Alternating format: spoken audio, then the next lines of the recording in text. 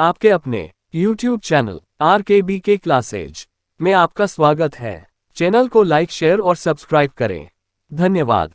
हिंदी वर्णमाला। वर्णों के समुदाय को ही वर्णमाला कहते हैं। हिंदी वर्णमाला में वर्णों की संख्या 45 है। उच्चारण और प्रयोग के आधार पर हिंदी वर्णमाला के दो भेद किए गए हैं।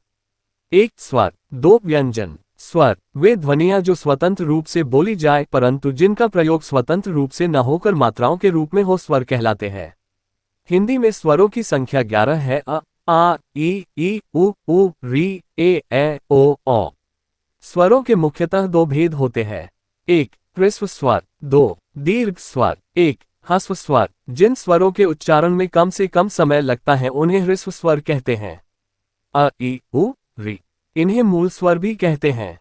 दो दीर्घ स्वर, जिन स्वरों के उच्चारण में ह्रस्व स्वरों से दुगुना समय लगता है उन्हें दीर्घ स्वर कहते हैं। आ, ई, उ, ए, ओ। व्यंजन, जिन वर्णों के पूर्ण उच्चारण के लिए स्वरों की सहायता ली जाती है वे व्यंजन कहलाते हैं। अर्थात व्यंजन बिना स्वरों की सहायता के बोले ही नहीं जा सकते। ये संख्या में 33 हैं। व्यंजन के निम्नलिखित 3 भेद हैं। 1 स्पर्श व्यंजन, 2 अंतः, 3 ऊष्म। 1 स्पर्श व्यंजन, इन्हें 5 वर्गों में रखा गया है और हर वर्ग में 5-5 व्यंजन हैं। हर वर्ग का नाम पहले वर्ग के अनुसार रखा गया है।